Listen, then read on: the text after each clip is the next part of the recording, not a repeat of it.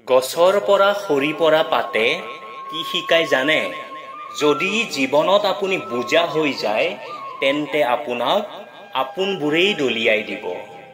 আৰু চাহৰ লগত খোৱা বিস্কুটটোৱে কি শিকাই জানে? যদি কাৰোবাৰ লগত বেছিকৈ ডুবি যায় তেন্তে ভাঙি পৰিবই। মনত ৰাখিব, আটাইতকৈ ভাল কাম হ'ল নিজৰ প্ৰতিবেশীক ভাল পোৱাটো। কিন্তু আজিকালি প্ৰায়বোৰ প্ৰতিবেশী হ'ল CC কেমেৰাৰ দৰে। তিতা লগা কিন্তু সত্য কথা। সকলোতকৈ মূল্যৱান বস্তু হ'ল আমাৰ বৰ্তমান। যদি এবাৰ গুচি যায় গোটেই সংসাৰখনৰ সম্পত্তিয়েও কিনিব নোৱাৰি। কাৰোবাৰ বেয়াটো চাব বিচাৰিছে যদি প্ৰথমে নিজৰ পৰাই আৰম্ভ কৰক। মুখত লাগি থকা হাঁহিটোৱে মিছাও ক'ব পাৰে। সেয়ে মানুহক চোৱাৰ লগতে বুজিবলৈ বেছি যত্ন কৰক। সম্বন্ধটো যিমানেই গভীৰ হয় আশা তাতোকৈ বেছি গভীৰ হয়। আৰু যিমান ডাঙৰ আশা সিমানেই ডাঙৰ আঘাত। তোমাৰ আৰু মোৰ শিক্ষাত বহুত পাৰ্থক্য আছে। কিয় জানা? তুমি উস্তাদৰ পৰা শিকিছা আৰু মই পৰিস্থিতিৰ পৰা। কোনোবা এজনে সুধিছিল মানুহৰ আটাইতকৈ ডাঙৰ বোজা কি? এটা সুন্দৰ উত্তৰ, ফাল্টু ভাৱনাবোৰ। এই ফাল্টু ভাৱনাই মানুহৰ ডাঙৰ বোজা। প্ৰশংসা আনক যিমানেই নকৰক কিয়, কিন্তু অপমান ভাবি চিন্তি কৰিব। কিয়নো অপমান এনেকুৱা এটা ধাৰ যিটো সময় আহিলে সুতে মূলে ভৰিব লাগিব। জীৱনত আপুনি শান্তি বিচাৰিছে নেকি? তেন্তে এটা কাম কৰক, আনৰ কথা শুনি হৃদয়ত লগাবলৈ বাদ দিয়ক। জীৱনত লক্ষ্য প্ৰাপ্তিৰ বাবে অহৰহ সংগ্ৰাম কৰি যাওক।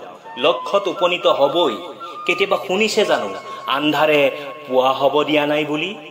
সময়ৰ লগত চলাটো বাধ্যতামূলক নহয়।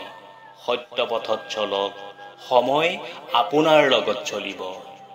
মানুহক হৃদয় উজাৰি সন্মান দিয়ক। এই কাৰণে নহয় যে এইটো তেওঁৰ অধিকাৰ, এই কাৰণে দিয়ক এইটো আপোনাৰ সংস্কাৰ। এটা কথা কি জানে? পৃথিৱীৰ সকলো বিখ্যাত মানুহেই সমালোচনাৰ সন্মুখীন হ'ব লগা হৈছিল। গতিকে আপুনিও যদি সমালোচনাৰ সন্মুখীন হ'ব লগা হৈছে তেতিয়াহ'লে চিন্তা নকৰিব।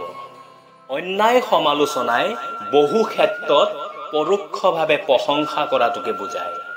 পৰিশ্ৰমে জীৱনৰ বিয়োগক যোগত পৰিণত কৰে। আপুনি যদি বোকালৈ দৃষ্টি নিক্ষেপ কৰে তেনেহ'লে আপুনি বোকাকে পাব। আৰু যদি আকাশৰ তৰালৈ চকু দিয়ে তেন্তে তৰাকে পাব। এতিয়া সিদ্ধান্ত লওক, কালৈ দৃষ্টি নিক্ষেপ কৰিব। উদ্দেশ্যহীন জীৱন যাপনে মানসিক বিকৃতি ঘটাব পাৰে। সেয়ে জীৱনৰ উদ্দেশ্য ঠিক কৰি লওক। প্ৰতিদান বা আনৰ কৃতজ্ঞতাৰ আশাত কোনো কামতে হাত নিদিব। কিছু লোক ইমানেই দুখীয়া যে তেওঁলোকৰ লগত ধন সম্পত্তিৰ বাহিৰে একোৱেই নাথাকে। যিসকলে আপোনাক ভাল নাপায় সেইসকলৰ কাৰণে আপুনি ভাল হোৱাৰ দৰকাৰ নাই। কিন্তু সেইসকলৰ পৰা সদায় সাৱধানে থাকক যিয়ে আপোনাৰ লগত ভাল পোৱা নাটক কৰে। কোনে কৈছে মানুহে ৰং নবদলায় বুলি? কাৰোবাৰ আগত সঁচা কথা এটা কৈ চাওক, নতুন ৰং আপোনাৰ সন্মুখত আহিব। কথা কমকৈ কবা, চিন্তা বেছি কৰিবা। মনত ৰাখিবা, যিটো মাছে মুখ বন্ধ কৰি ৰাখে সেই মাছ কেতিয়াও বৰশীত নফচে।